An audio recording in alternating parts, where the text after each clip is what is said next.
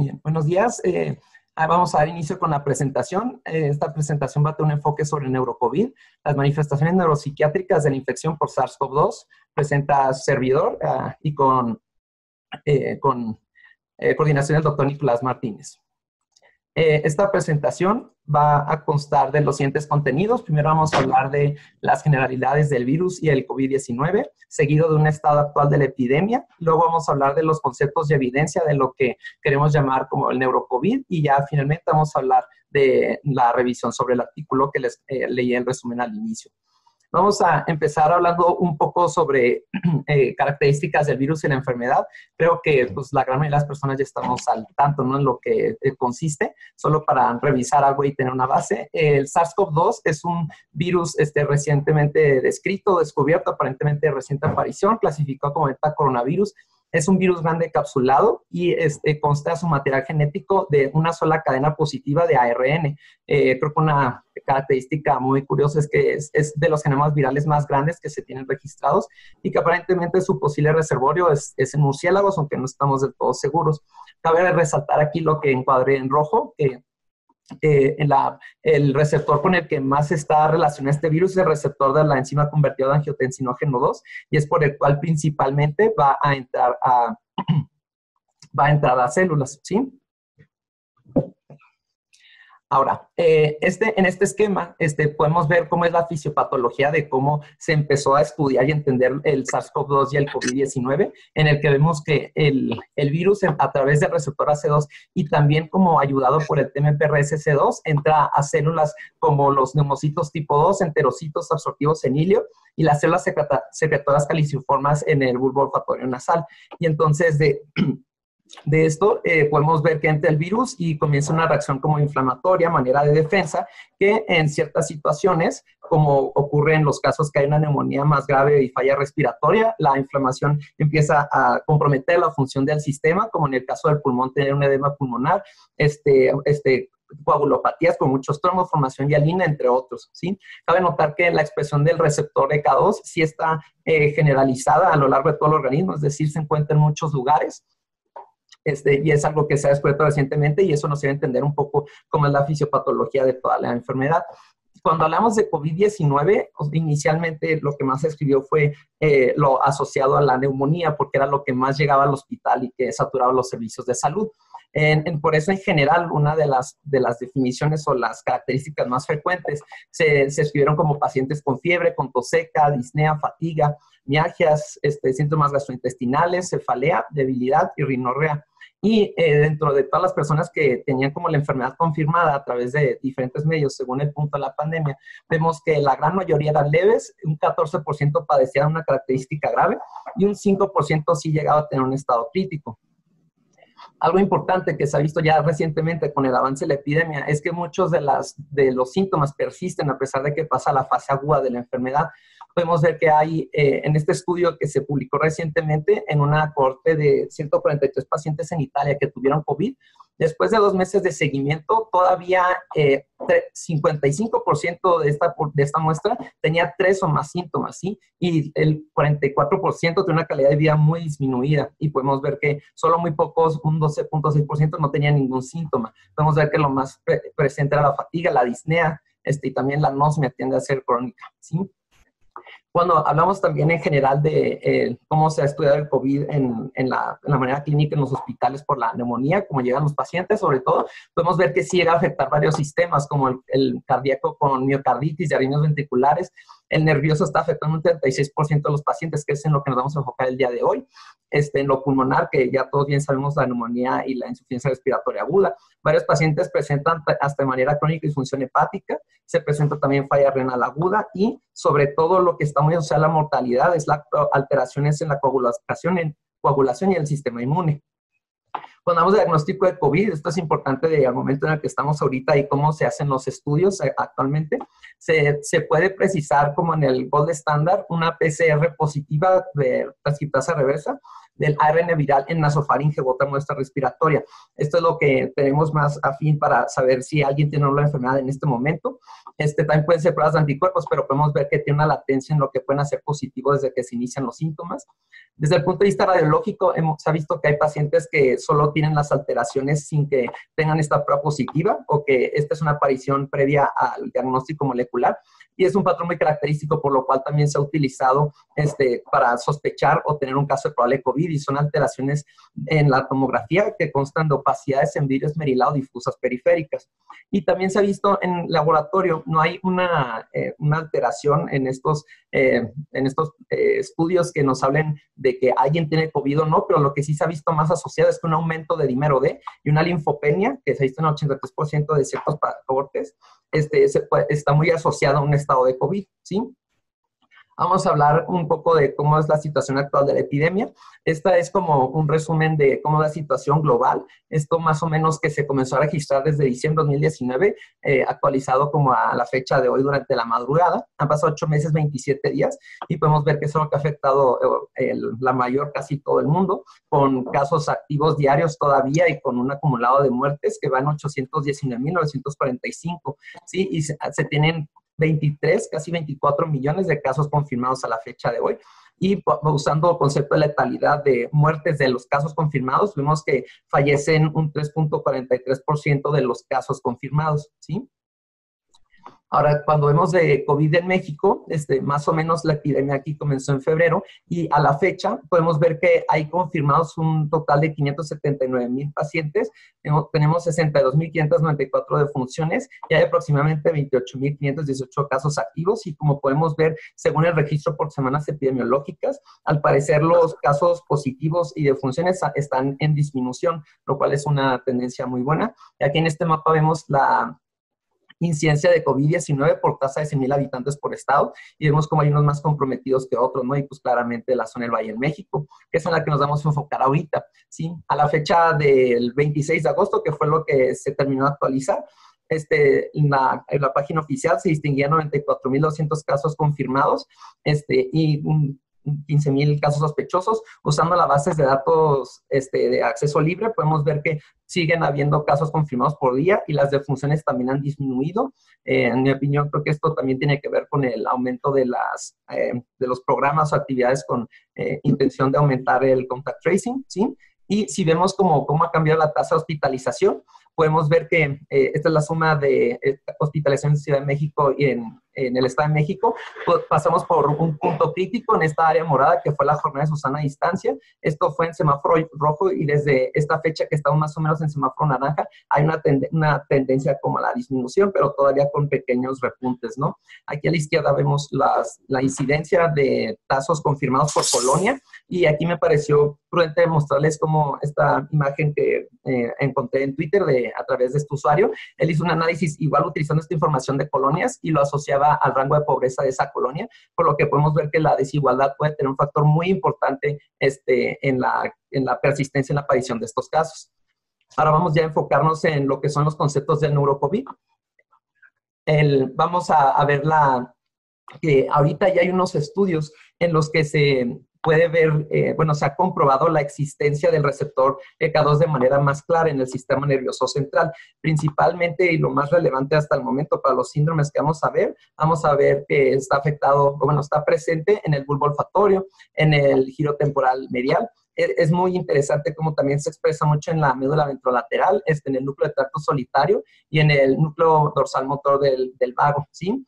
La cuestión de la corteza motora se ha visto más que todo en ratas, y se ha visto que este receptor está presente en estos 4 tipos de células en el sistema nervioso central, y las más como afectadas o las más relevantes van a ser las neuronas y sobre todo la microglia, ¿sí?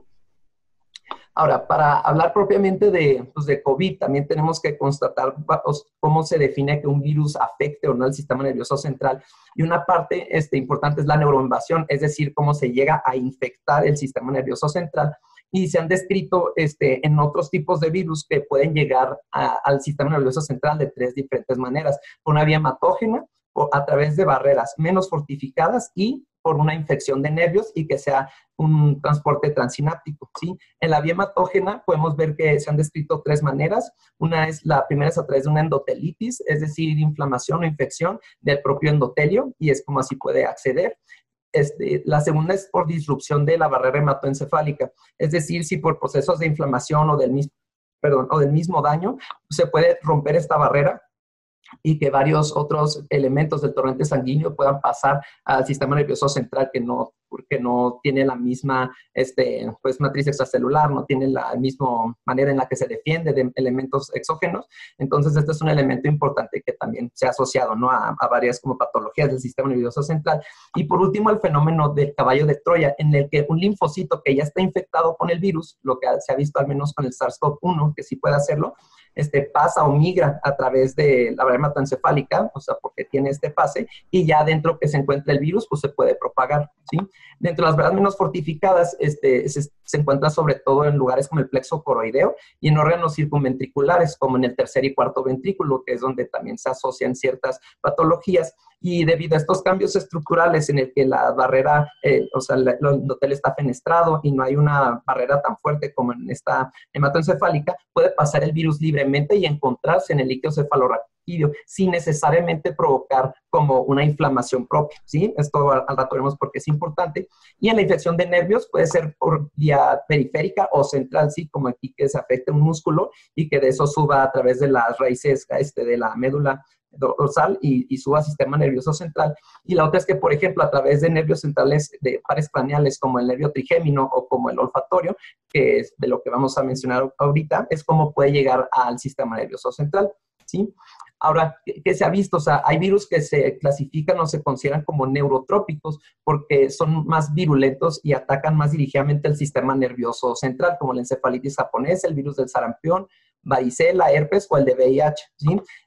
Y también se ha visto que hay otros virus respiratorios que son neuropatológicos, es decir, como que quizás en lo más común presentan una afección del sistema respiratorio, pero que sí llegan a invadir y causar estragos en el sistema nervioso central, como es el ortoneumovirus, el virus de influenza, los coronavirus en general y el metaneumovirus, ¿sí? Aquí podemos ver en estos 2 esquemas unos ejemplos de los cuales sí se consta en evidencia, tanto experimental y clínica, de cierta manera, como el ortoneumovirus, al llegar a los pulmones, llega por vía hematógena al sistema nervioso central, ¿sí? Cuando se habla de influenza, se encontró que hay una cepa muy patogénica de la H5N1, que es la HK483, y esta ataca directamente fibras broncopulmonares, y de aquí es como el virus, pues, se ha visto que llega al sistema nervioso central, ¿sí? Y cuando hablamos de coronavirus, lo que se ha estudiado en otros tipos de coronavirus es la vía olfatoria, en la cual se les va a también compartir más evidencia. Y hablando de coronavirus, se han descrito 7 que infectan humanos, y de estos 7, 3 sí tienen una invasión neuronal directa.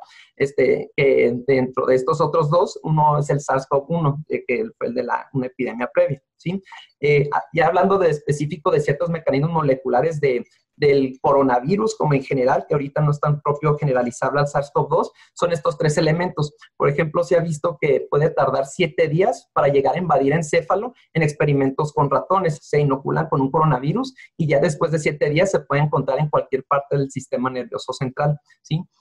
Y aquí es muy interesante que al cortar o al lesionar el bulbo olfatorio en estas ratones, no llega a transmitirse el virus, sino llega al sistema nervioso central. O sea, lo que nos habla de que es una vía muy importante, ¿sí? Y en ratones, pues, se utiliza un modelo del virus de hepatitis de ratas, ¿sí? Ahora, en los sistemas de defensa, como les he dicho, es muy importante la microglia porque en las infecciones por coronavirus, estas células tienden a tener una hipertrofia y son las que tratan de erradicar el virus, ¿no? Son un patrón importante, son una parte importante en la respuesta inflamatoria y se ha visto que principalmente las citocinas más mencionadas o involucradas es la interleucina 6 y la CXCL9, ¿sí?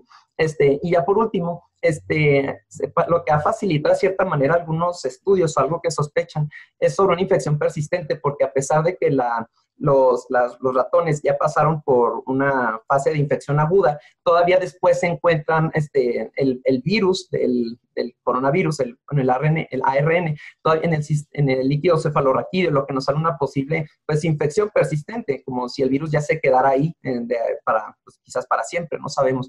Entonces se concluye mucho en esta revisión que los coronavirus exhiben capacidades neurotrópicas que les permiten alcanzar la latencia y evadir la respuesta inmune. Entonces esto nos lleva a reflexionar sobre el sistema inmune, ¿no?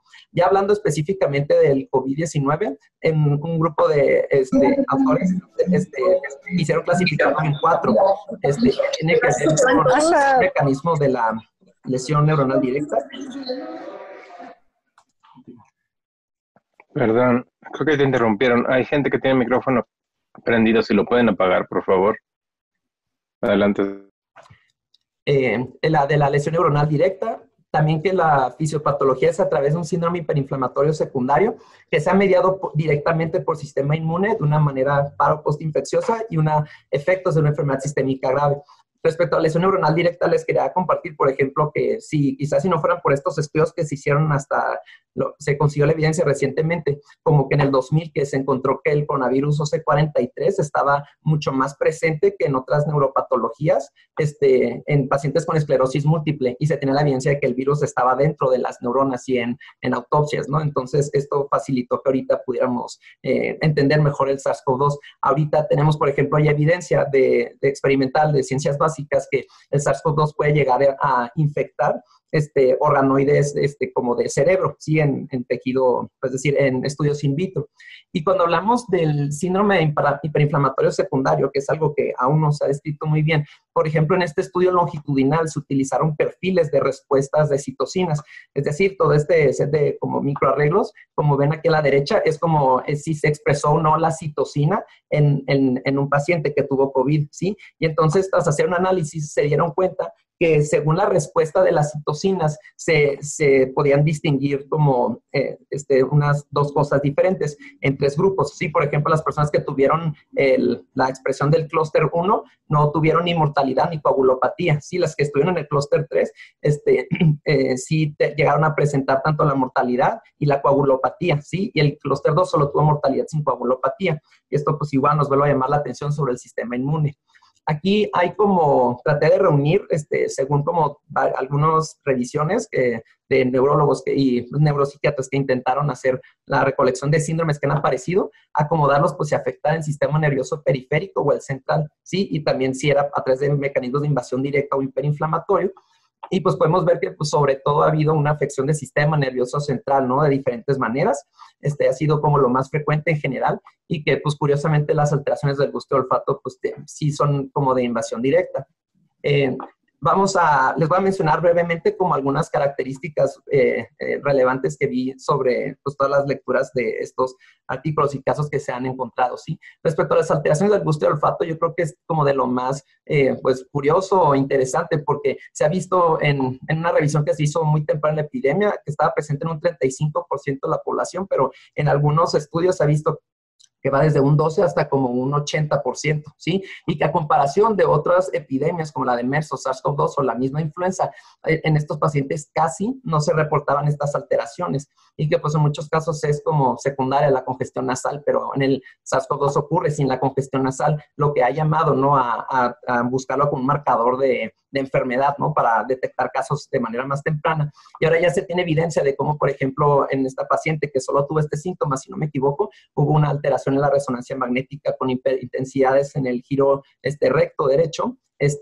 y también en el área bulboolfatorio. Y ahora se tiene como, por ejemplo, estudios en autopsias en pacientes que fallecieron por COVID y se ven los viriones en las células respiratorias ciliadas, en el epitelio respiratorio en esa región. Y ya de manera de ciencias básicas que se ha estudiado un poco más esto, se ha visto que el coronavirus sí puede entrar a las células sustentaculares en el epitelio olfatorio porque sí presentan el receptor, pero en sí ya las neuronas olfatorias no se ha visto que expresan este receptor, entonces aún sí queda duda de cómo es que el virus llega a transportarse a través de este medio, ¿no? Ahora, en un estudio aquí de Lul y otros, me gustó mucho cómo ellos hicieron un énfasis en hacer como una estandarización de cuáles son los síndromes, de cómo se van a reportar los síndromes neurológicos, y entonces hablan dentro de varios como un espectro que se debe de ir clasificando según criterios. Y, por ejemplo, aquí les comparto el de encefalopatía y encefalitis, y que vemos que cuando estamos estudiando como un paciente, para este tipo de cosas como la epidemia, es útil categorizarlo de esta manera, como nivel 4 sospecha, encefalopatía, nivel 3 una encefalopatía propia, ya sea si llega a ser como una probable encefalitis o si no ya una encefalitis. Y como podemos ver, es como criterios que se vuelven más específicos y nos ayuda a quitar un poco la ambigüedad dentro de esto, ¿sí? Entonces, algo aquí importante que todos nos debemos llevar a casa es que siempre hay que considerar siempre todas las causas de encefalopatía cuando nos llega un paciente con alteración de conciencia, cognición, personalidad o su conducta, ¿sí? Hay que descartar hipoxia, sustancias, toxinas y alteraciones metabólicas, ¿sí? Aquí importante, lo marqué en verde, es que solo se puede diagnosticar encefalitis en caso de que haya una evidencia clínica de inflamación en el parénquima encefálico, que es pues, uno de los criterios que se utilizaron como en el estudio, pues que haya pleoyocitosis en líquido cefalorraquídeo, un estudio de imagen compatible con encefalitis y confirmación de información en cerebro de la biopsia. Y también, como les había mencionado previamente, ellos aquí proponen que la presencia del virus en líquido cefalorraquídeo no implica inflamación encefálica, por lo que si un paciente llega a presentar, o sea, el virus en una punción lumbar, no necesariamente nos habla de que haya una afectación directa al sistema nervioso central, ¿sí? Aquí un grupo de psiquiatras del Mass General publicaron como una serie de casos que les pareció pertinente compartir de unos pacientes que fueron ingresados solamente como por la alteración del estado mental. Ese fue su motivo de hospitalización. Estos carecían de otras características de COVID-19 como los síntomas respiratorios o gastrointestinales, y eran unos 4 o 5 pacientes ya de mayor edad y que tenían ya un padecimiento cognitivo base previo. Y esto les ayudó como como si a describir, a narrar en conjunto con la literatura existente una posible, varias hipótesis de cómo es que el SARS-CoV-2 llega a producir una encefalopatía o el delirio, ¿sí? Entonces, como les ha comentado, o sea, si hay evidencia de hablar de una invasión directa y que se alteren estas estructuras, así como que la misma infección periférica, es decir, en el sistema respiratorio o en algún otro, a través de la respuesta inmune o de la misma falla respiratoria, puede provocar otras alteraciones que terminamos nosotros visualizando como, o viendo en el cuadro clínico como una encefalopatía, ¿sí? Hablando de síndromes neuropsiquiátricos o el estado mental alterado, aquí es donde, al menos como en mi experiencia en los artículos, leyendo los artículos, se ve que pues, son muy variados cómo se describen o se clasifican, ¿no? Y me pareció relevante compartirles aquí estas dos cuestiones, por ejemplo, de la catatonia.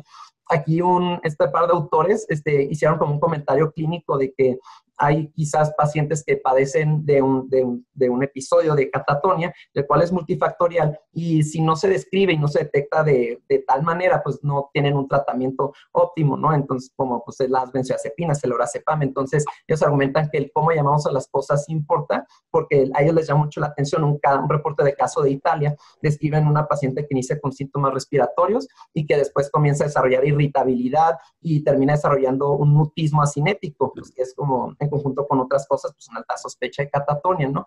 Y pues en una revisión, si buscamos catatonia reportada como reportes de casos, solo ha habido como un solo caso, el cual pues sí estaba asociado a una infección respiratoria inicial, ¿no? O sea, bueno, dentro de toda la patología del COVID, pero me pareció muy relevante que este paciente, en cuanto se inició el lorazepam, o sea, como de siguiente, o sea, comenzaron a disminuir completamente todos los síntomas neuropsiquiátricos, ¿sí? Y hablando, por ejemplo, de psicosis, pues es a veces difícil de diferenciar como dentro de un delirium, ¿no? Y aquí en un hospital de tercer nivel en Madrid, en el que tuvieron 3,000 hospitalizaciones en 2 meses cuando tuvieron su primer pico, de manera retrospectiva se encontraron 16 pacientes que tuvieron nuevos síntomas psicóticos en el contexto de COVID, se excluyeron por delirium, y sí encontraron que tenían ideas delirantes de prejuicio, persecución y referencias altamente estructuradas, y se les dio un seguimiento y tuvo una recuperación pronta con dosis bajas de antipsicóticos, ¿sí? Aquí también en la misma revisión, el trabajo por el UL y otros, ellos como crean esta tabla en donde para correlacionar de manera temporal los síndromes neurológicos con los métodos de diagnóstico, la presentación clínica y la neuropatogénesis. Como podemos ver, quizás aquí no hay mucha diferencia en la temporalidad, los mecanismos, como les había mencionado previamente. Los cuadros clínicos sí pueden tener como una cierta tendencia, ¿no? Por ejemplo, de miolitis o de la encefalomiolitis desmielizante aguda. Y el Guillain-Barré, pues principalmente se describe como muy asociado o inicial, temprano, pero en algunos casos se ha visto que es hasta para infeccioso, postinfeccioso cuando se habla de COVID. También hay que tener en cuenta sobre los síndromes producidos por fármacos, que sobre todo por la hidroxicloroquina, ¿sí? Porque se tiene evidencia que esto exacerba crisis miasténicas, produce irritabilidad, psicosis, neuropatía periférica y neuromiopatía, disminuye el umbral convulsivo y también interacciona con la glucosamina y la motrigina. Y pues como fue una de las opciones farmacológicas que inicialmente se creó como un tratamiento potencial, aquí pues gracias también como a estudios que se hicieron como en Francia cuando tuvieron su primer pico con infectólogo Didier Roux, esto facilitó como su uso común, pero ahorita la evidencia nos dice que pues, no es un tratamiento efectivo, ¿no? De cierta manera. También en este estudio mencionan tocilizumab, pero en realidad, pues, no se usó tanto y los síntomas, pues, como cefalea y mareo y una pobre penetración al sistema nervioso central. Ahora ya, definiendo la causalidad de COVID en síndromes neurológicos, este grupo de autores nos hablan que tenemos que ver como estas variables para ver qué tan como factible, qué tanto está relacionado que si COVID de manera muy directa provoque los síndromes neurológicos. Entonces hay que ver la asociación, la evidencia detrás de esto y la biología, ¿sí? Por ejemplo, cuando hablamos de la asociación, tenemos que ver la fuerza, la consistencia, la especificidad y la temporalidad. Podemos ver que la fuerza de la asociación en general ha sido algo débil porque a la fecha en que se publicó este estudio, solo habían como 5 síndromes neurológicos por 100,000 casos de COVID, lo que pues, es muy poco. Esto sí es estas manifestaciones sí son consistentes en diferentes partes del mundo, pero estas manifestaciones han sido muy amplias, como les compartí algunos ejemplos, y la temporalidad ha sido variada. Unos se presentan de manera muy temprana, antes de síntomas respiratorios, otros de manera tardía, y esto nos puede dar pistas de los diferentes mecanismos. Cuando hablamos de la evidencia, vemos la coherencia, la evidencia experimental al momento y la analogía con otros escenarios, ¿sí? Dentro de la coherencia sí vemos que es coherente con epidemias previas. Respecto a la evidencia experimental, hay muy poca evidencia, poco a poco ha ido aumentando, porque esta también es de las que toma más tiempo en realizar de manera adecuada. Y sí vemos que sí hay una analogía con otros escenarios, como las epidemias de influenza, ¿sí? Hablando de lo biológico, sí hay como un cierto gradiente biológico, porque los pacientes que tienen la enfermedad de COVID-19 más grave son los que también presentan la afección neurológica. Entonces, quizás aquí esto apoya las teorías de la carga viral. Y pues esto ocurre en un 31% de los hospitalizados, estos casos de gravedad. Y también en cuanto a la plausibilidad, sí es posible, porque los coronavirus sí se sabe que presentan neurotropismo. Entonces, los autores aquí concluyen que la aparición de enfermedades neurológicas asociadas a infecciones virales pandémicas es más que la excepción, la norma. Es decir, todo esto también parece un fenómeno dentro de la epidemia de este virus que ha sido como generalizada y pues las respuestas en torno a este virus. Ya por último vamos a hablar del artículo propio. Aquí está el título de complicaciones neurológicas y neuropsiquiátricas de COVID-19 en 153 pacientes en el Reino Unido, ¿sí? Fue publicado en línea el 25 de junio de 2020 en la revista The Lancet Psychiatry, de momento solo en línea, con un factor de impacto de 16, y se involucraron 26 autores y 90 colaboradores.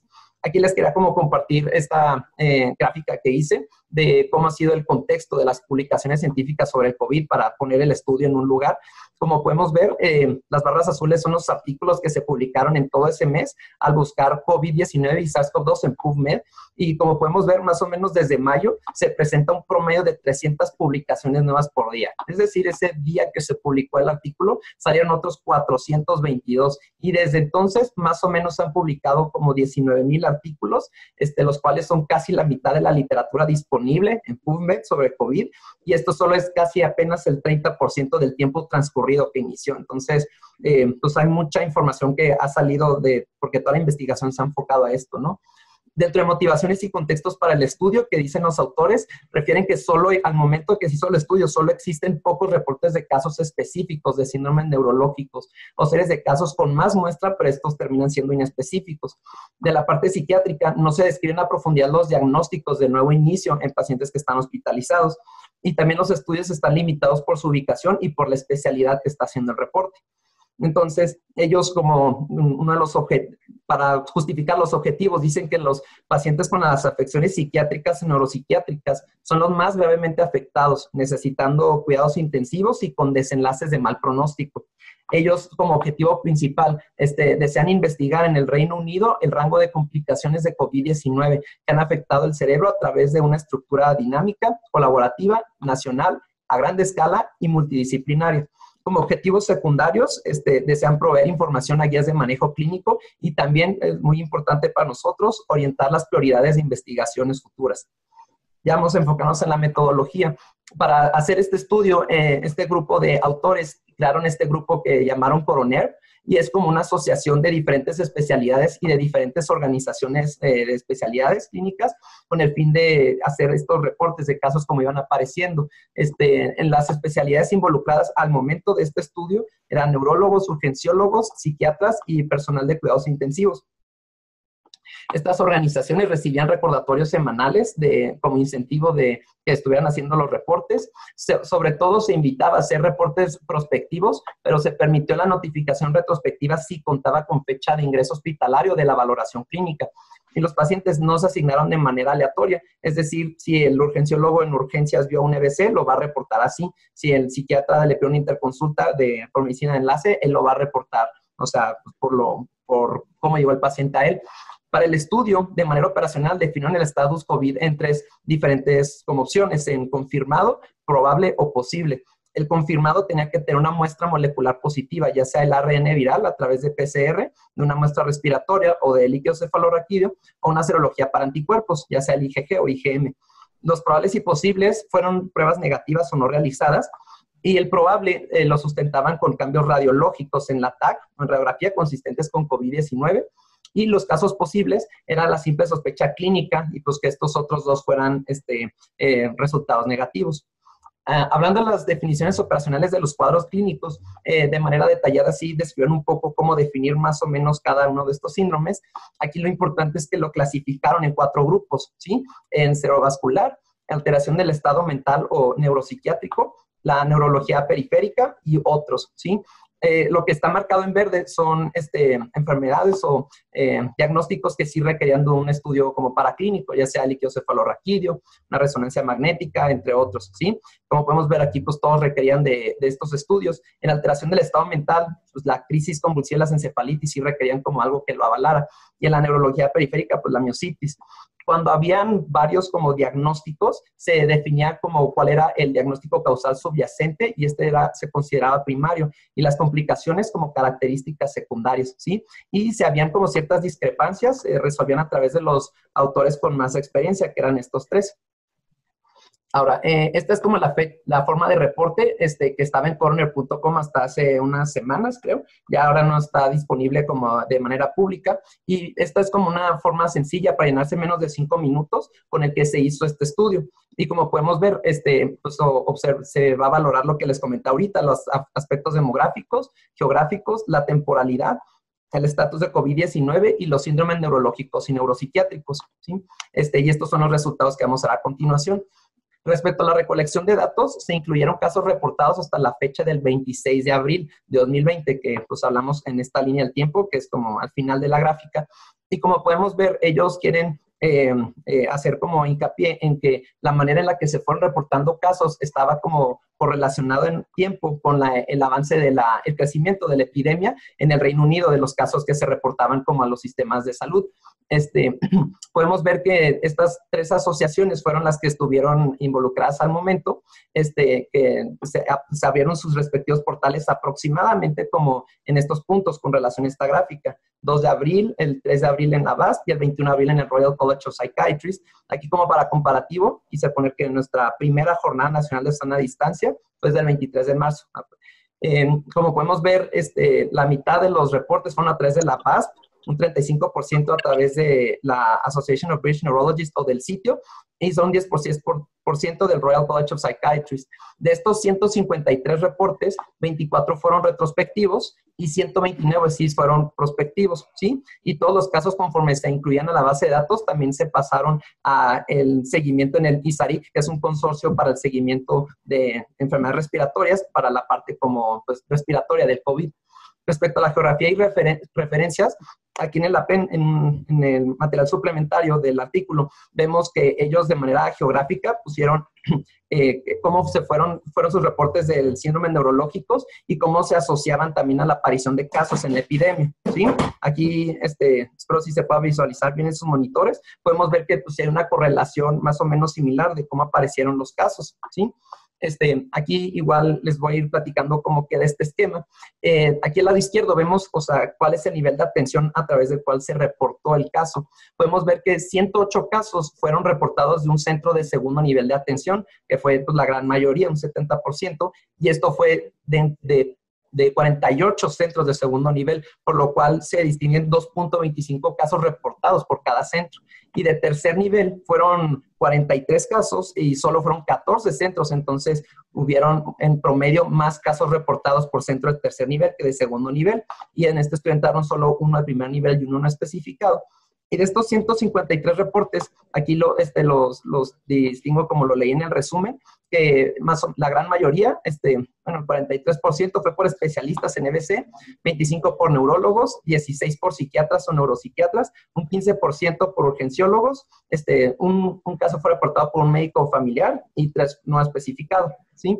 Respecto al demográfico, podemos ver que hubo una predominancia de género masculino, un 48%, 29% femenino y un 23% no especificado, y así como la epidemia en general por COVID, hay una tendencia a que el sexo masculino sea más afectado, y esta frecuencia más o menos esta proporción, perdón, se ve similar a lo largo de estos 4 grupos que habíamos dicho inicialmente. Ahora, por edad, podemos ver que sí hay como una tendencia, bueno, hay una predominante de personas de sobre 60 años que hayan estado en esta muestra, ¿sí? Y como podemos ver en esta distribución, estos grupos, ninguno llegó a presentar como una distribución normal, y todos presentaban como una mayoría de edad, excepto el grupo de las alteraciones periféricas, ¿sí? Ahora, por síndromes clínicos, como aquí ya para el análisis no entraron suficientes muestras de los periféricos y otros, por lo cual el análisis de este estudio se enfocó solo en esta área, principalmente. Y podemos ver que cuando hablamos de los síndromes o enfermedades vasculares y las neuropsiquiátricas, en cuanto a las vasculares hubo una predominancia muy notable en mayores de 60 años, en el que 82% de personas con más de 60 años eran los que presentaron estos síndromes, y todavía, a pesar de la etiología vascular, sí se siguió presentando, pero en menor medida en menores de 60 años. Y lo neuropsiquiátrico, cuando usamos la división de menor y mayor de 60 años, vemos que fueron casi en la misma proporción, lo cual pues, eso como otro hallazgo importante, ¿sí? Ahora aquí ya vienen en sí los cuadros clínicos reportados. Vemos que de los 153 casos que se reportaron, solo un 82% entró a esta parte del análisis, porque 28 no tuvieron la información suficiente para pues, seguir todo el algoritmo, las especificaciones de los cuadros clínicos. Podemos ver que ya de estos 125 casos que se incluyeron, un 62% padecieron de EBC, un 31% de una alteración neuropsiquiátrica, 13% fueron categorizados como otros, y en la cuestión periférica fue un solo 5%. Del EBC vemos que hay 57 casos isquémicos, fue lo principal, seguido de 9 hemorrágicos. Hubo un caso de vasculitis, y los otros se describieron pues, como una trombosis venosa cerebral, ataque isquémico transitorio, hemorragia subaracnoidea y 5 no especificados. Dentro de las alteraciones del estado mental, la gran mayoría fue neuropsiquiátrica, es decir, de estos 39 casos, el 60%. Y vemos que los que más reportaron fueron casos de psicosis, 10 casos en total, seguido de como un trastorno neurocognitivo, que en unos artículos lo manejan como demencia-like, seguido de 3 casos de depresión, 2 cambios de personalidad, es decir, como exacerbaciones de un diagnóstico previo de un trastorno de personalidad, un caso de catatonia y un caso de manía. Se describieron 7 casos de encefalitis y 9 de encefalopatía no especificada. Y en cuanto a lo periférico, se encontraron 4 casos de Guillain-Barré, una neuritis braquial y una crisis miasténica, ¿sí? Ahora, cuando hacemos el análisis para ver cuáles casos tenían COVID o no, aquí en el artículo no se presentó como de manera como por el caso individual, sino por la agrupación. Y sí podemos ver que casi todos los casos que se reportaron aquí en este estudio, el 91% eran confirmados a través de la muestra molecular. Un 4.8% eran probables, es decir, pues tenían alteración radiológica, pero la prueba molecular negativa, aunque no se hizo. Y posibles solo 3.2%, 4 pacientes, y 1 no tenían información disponible para entrar al estudio, a este análisis, perdón. Entonces ya resumiendo y sintetizando el artículo, vemos que los principales hallazgos es que hubo un número desproporcionado de presentaciones neuropsiquiátricas en pacientes más jóvenes y que hubo un mayor predominio de complicaciones cerebrovasculares en pacientes de mayor edad. Respecto a las fortalezas y debilidades del estudio, me gustaría resaltar que en las fortalezas es que sí es un espectro amplio de especialidades, porque muchos de los reportes que al menos habían hace unos meses de COVID eran como muy específicos al área, como otorrinolaringólogos describiendo anosmia, ¿no? O neurólogos describiendo pues estos casos más raros, y pues lo psiquiátrico también quedaba muy delegado o no se le daba la importancia.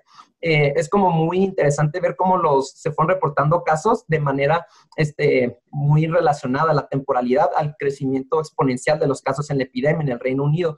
Es importante que este es el primer estudio sistemático nacional y que este grupo Coroner pues no ha dejado en sí de detener el registro. Solamente este es como un estudio que quisieron publicar con la información que ya estaban recabando.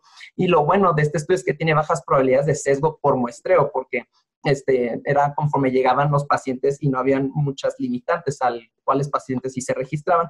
Las debilidades es que quizás aquí, o sea, pueden prestarse como discusión que pues no incluye geriatría y que pues como son de los pacientes que en general van a ser más gravemente afectados por COVID, o sea, sí será importante relevar, que si estén involucrados los geriatras. Lo malo de este estudio es que se desconoce la gravedad del estado clínico, aunque pues podemos asumir que probablemente eran casos de COVID grave, no está especificado.